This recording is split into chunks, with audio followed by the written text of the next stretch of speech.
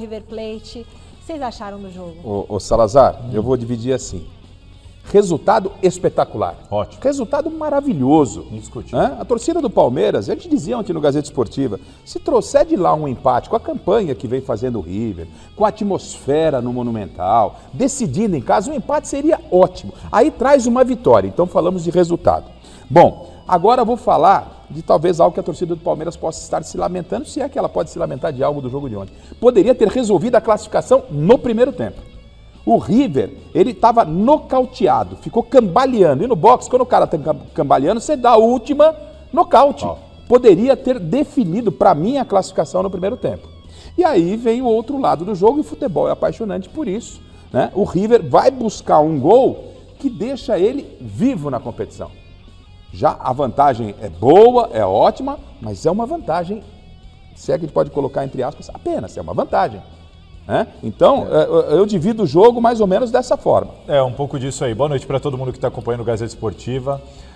Cara, é muito do que o Garrafa falou. O gol do River deixou a disputa mais aberta, sem nenhuma dúvida. A disputa está aberta. O River tem condição de vir aqui e vencer por um gol de diferença no Allianz Parque. Existe essa possibilidade. Não é algo de outro mundo, né? Não é um resultado... Se você falar que o River venceu por 1-0... Isso não é. Mas... o resultado para o Palmeiras é gigantesco, é uma baita de uma vitória, é uma vitória histórica, é uma vitória que vai ficar marcada, é uma vitória que o torcedor palmeirense vai lembrar daqui a alguns anos. É um resultado muito importante, tem que se valorizar o resultado que o Palmeiras conquistou. Épico. O gol do River Plate mantém o River Plate na briga, mantém. Eu entendo que se fosse 2-0 seria muito difícil, aí sim a classificação estaria praticamente garantida pelo Palmeiras, não é o caso, está bem encaminhada, mas longe de estar garantida. Entendo apenas que o Palmeiras precisa trabalhar e estudar algumas dinâmicas dentro do jogo, porque não é um caso específico isolado do que aconteceu no Monumental de Núñez.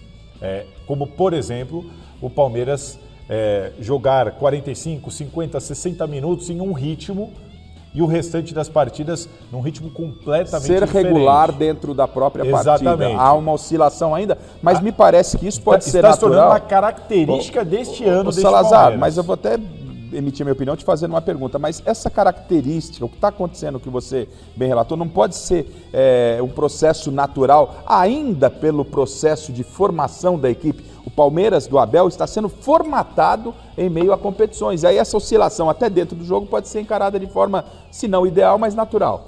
Eu entendo que tem um pouco de cada aspecto. Por exemplo, existe um pouco de aspecto físico? Talvez sim. Ontem, por exemplo, a gente viu o Flaco Lopes colocando a mão nas pernas algumas vezes no segundo tempo, muito cansado. Outro ponto, a maneira como os jogadores que estão no banco estão entrando. E aí, para mim, vai na conta dos jogadores. Por quê, Salazar? Porque, vou dar um exemplo, a maneira como o Emiliano entrou na partida, cara, desculpa, com todo respeito, mas ele entrou completamente fora de sintonia com o jogo. O jogo estava aqui numa rotação e o Emiliano entrou em outra completamente diferente. Então tem um pouco da responsabilidade do jogador, porque eu duvido que o Abel Ferreira, quando colocou o Emiliano, imaginou que ele fosse entrar com aquele apetite que ele entrou, ou com a falta dele. É ter entendimento de que tipo de jogo o Palmeiras está disputando. Exatamente. Do quanto tem a importância para essa partida. Num jogo desse tamanho, dessa magnitude, você está com um resultado bom, você tem que fazer de tudo para trazer esse resultado para sua casa. E no momento que você desconecta, ou você nem chega a conectar, a situação realmente começa a ficar complicada. Tem um pouco das substituições do Abel Ferreira também, a gente vai falar mais sobre aqui. Entendo que as substituições dele também não colaboraram. Então, assim, para mim a gente não tem que apontar o dedo para ninguém, não tem um culpado. E acho também que é natural você jogar contra o River no Monumental de Núñez e passar um apertozinho. O aperto no final, eu entendo que é natural. Acho que qualquer clube passaria por isso. Dava para ter sofrido menos? Poderia ter garantido a vaga no primeiro tempo, como bem disse o Garrafa? Sim, concordo. Mas mesmo assim, diante de uma disputa dessa, é um baita resultado. Em qual lance, Michele? Qual lance? Porque, olha... O lance que foi pro VAR. O que foi pro VAR, para mim, não é pênalti.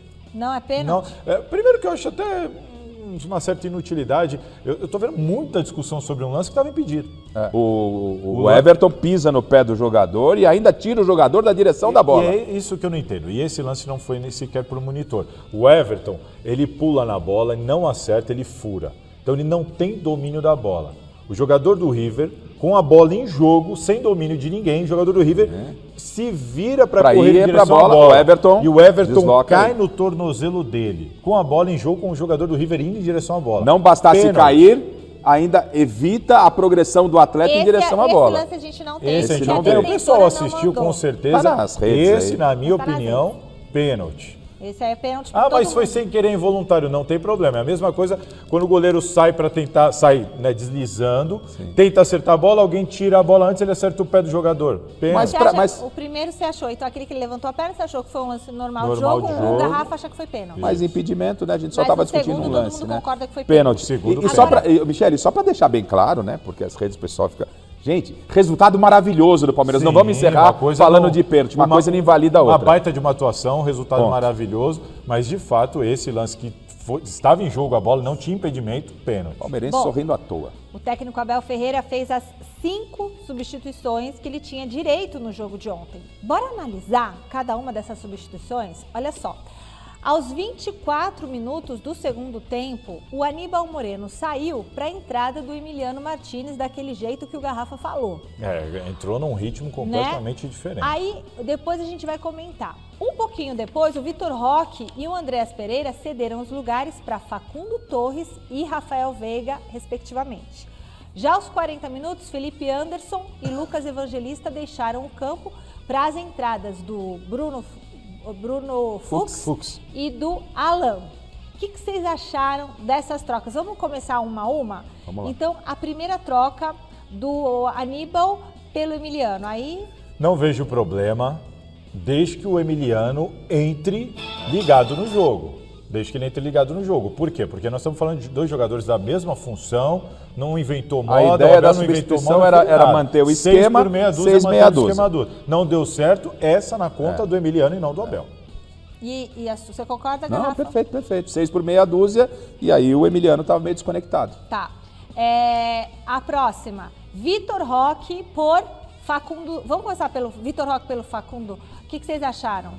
Assim, aspecto físico, eu não posso avaliar, se tinha estava sentindo alguma coisa, mas Vitor Roque, na fase que está, eu deixaria em campo. Eu não concordo com essa substituição. eu deixaria em campo. Aliás, o Abel Ferreira tem sacado o Vitor Roque com certa frequência. Contra o Corinthians nas finais do Paulistão, tudo mais, ele saca o Vitor Roque quando o Vitor Roque era o melhor em campo, na minha opinião, estava incomodando demais. Não concordo com essa saída, principalmente porque o Flávio Lopes claramente já estava sentindo um desgaste físico. Poderia E ter. eu jamais colocaria o Facundo. Jamais. Para mim, ali, de repente, o Sousa, acho que era um jogador de mais retenção. Mas não no lugar do Palmeiras Vitor, precisa, no e lugar não do no Vitor lugar Roque. do Vitor Roque. E outra, Pra mim, eu vou nessa o substituição. Palmeiras, é bem verdade, eu não sei o que ele vai fazer com o Fortaleza, né? A tendência mas duvido que ele pensou nisso. Não, mas Ontem, então, duvido. mas é isso que eu tô falando. Se ele não, eu tô falando assim, ele vai ter o jogo contra o Fortaleza para dar uma recuperada. Eu manteria sim. o Vitor Roque em campo É. com a Sim. fase que tá. Se tiver que preservar, preserva contra o Fortaleza. É muito fácil a gente, né, ser engenheiro de obra pronta quando a gente claro. falar agora e tudo mais. Mas é uma substituição que mesmo antes da partida não me parece uma substituição bacana. Andrés por Rafael Veiga. Vamos começar o programa de novo? Estamos concordando com quase tudo. Verdade, mas, é raro, hein? Alguma coisa É não raro, está hein? funcionando hoje, diretor. O que é isso? Andrés por Rafael Veiga. Aí para mim é uma questão, entendo que ele não utilizou o Maurício por uma questão de condicionamento físico. Sim. Os dois estão vindo do departamento médico, só que o Veiga já estava treinando no campo antes do Maurício. Entendo que foi uma questão de adaptação ali num ritmo de jogo de treinamento. Porém, o Andrés Pereira está num ritmo de carreira e de temporada acima de todo mundo, né? completamente diferente. De novo, entrou o Facundo, entrou o Veiga e em nenhuma das duas entrou o Sousa. Aí, para mim, o Abel erra de não colocar o Sousa no lugar de nenhum destes dois e escolher Facundo e Rafael Veiga. Eu até manteria o Andrés Pereira, porque você vai falar, não, mas ele está se adaptando. Não, ele está em ritmo de jogo, ele mesmo declarou isso depois da partida. Que nota você deu pra ele? muito bom jogador. Ele foi Nossa, um jogador que está jogou fazendo fácil. diferença no meio campo. Parecia que ele estava, entre aspas, Não. estreando pelo Palmeiras. Eu deixaria em campo, tendo como base, pensando no jogo da outra semana, né? E o Fortaleza, depois você vem com o Veiga pro jogo de meio de semana. Eu não gostei dessa alteração, não. E aí depois a gente tem quem? O Felipe Anderson Estava bem no jogo. para a entrada do Bruno Fux. Aí ele muda o sistema de jogo. Joga uma linha de 5 aí. Ele joga uma linha de 5, o Palmeiras já estava sem bola. Para mim, o Abel, ele tomou uma decisão. Bom, eu não estou conseguindo mais jogar, o meu time não tem mais bola, portanto, eu vou me defender. Eu não estou conseguindo jogar, eu vou me defender, porque ele coloca o Fuchs, não tira nenhum zagueiro, nenhum dos laterais e faz linha de 5 atrás. Ele termina o jogo com linha de 5 atrás. Para mim, uma manifestação clara de, olha, eu posso especular em alguma coisa ali com o Alan no lugar do Evangelista, o Alan é mais rápido. 40 minutos, ele vai querer o quê? Para mim, normal também. Normal acabou também. Coincidência ou não adianta você criticar o Abel, porque logo depois da alteração sai o gol. Isso. Não é isso? Mas ele fez meio que o óbvio, e fez um óbvio muito perto do final do jogo. Ele não fez um óbvio com 35, para mim, ele desistiu de reter bola para se defender melhor. Eu sabia que ia ter essa pressão. Vou sofrer, Põe o Alan então um pouquinho, vou sofrer. Tem o Alan ali um pouquinho de velocidade e tal, acho que ele fez bem certo discutível. Ali. O que eu não gosto é o seguinte, ele sacou nessas substituições todas, ele sacou o Aníbal, o Evangelista e o Andrés. No meio de campo dele, ele tirou os 3 jogadores que dão essa contenção. Para mim, ele mexeu demais no mesmo sistema. Mexeu demais na estrutura do time. No coração do time, né, Garrafa? Exato. Ali é o coração do time. O cérebro, ele saca os 3. Mas o Aníbal e o Evangelista tinham amarelo. Não, tudo bem. Talvez ele tenha pensado nisso. Mas como ele sacou os 3... Como ele saca os 3, tira o coração, coloca outros jogadores e depois muda o sistema, claramente o time sentiu, o time não se encaixou. Se é o ponto mais importante do time, e é o ponto mais importante, você mexe numa peça, você ainda mantém um pouco. Mas quando você mexe num todo, pode dar uma pane ali. Ele desconfigurou um pouquinho, o Palmeiras sentiu, não conseguiu se encontrar. Aquilo que a gente fala quando o técnico ajudou ou atrapalhou, para mim ele não conseguiu ajudar o Palmeiras. O Palmeiras estava num momento de apuro, ele fez as substituições, mas ele não conseguiu ajudar. Claro que a tentativa dele foi de melhorar, de dar uma... Ele pensou bem, mas não funcionou. Não conseguiu, não funcionou.